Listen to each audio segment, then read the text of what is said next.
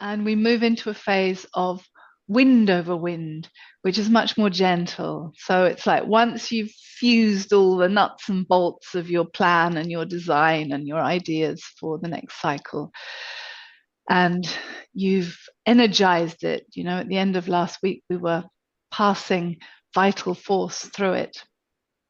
Then we also experience it beginning to have life, be animated.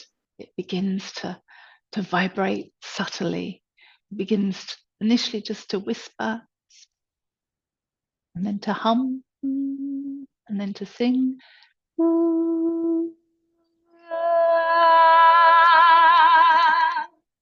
So the structure begins to declare itself with this initially subtle whisperings, which then develop into this great kind of synchronized melody, if you like.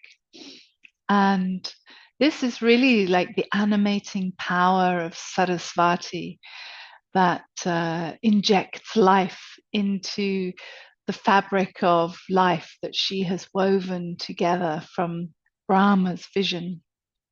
So these are all the different matrices of the different beings and souls that she's been weaving.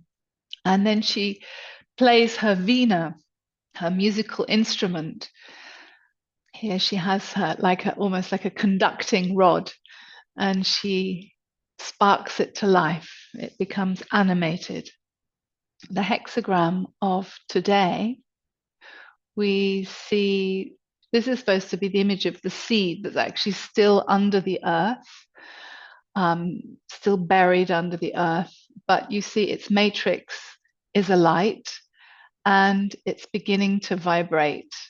And these are the first emanations of its information, of its DNA. And you see we have wind over wind, and it's called gently penetrating.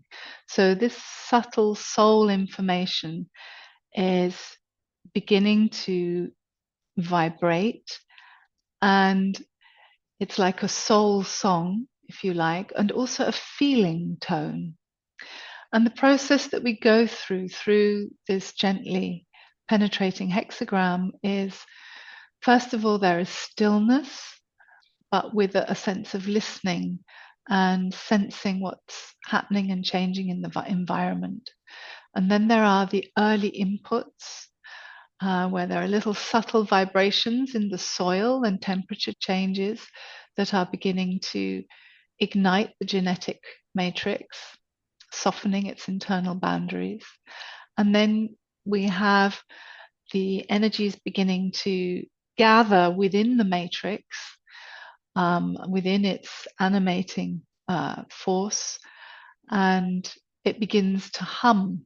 Then it gently begins to sing as there is a kind of a communication through this sound current with the rest of the mycorrhizal network. So, you know, all the fungi and the bacteria and the roots that are all having a subtle, quiet dialogue under the earth.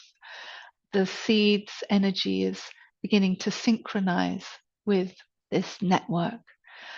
Then finally, we reach a kind of resonance between the soul's song and its environment in a dialogue with the earth.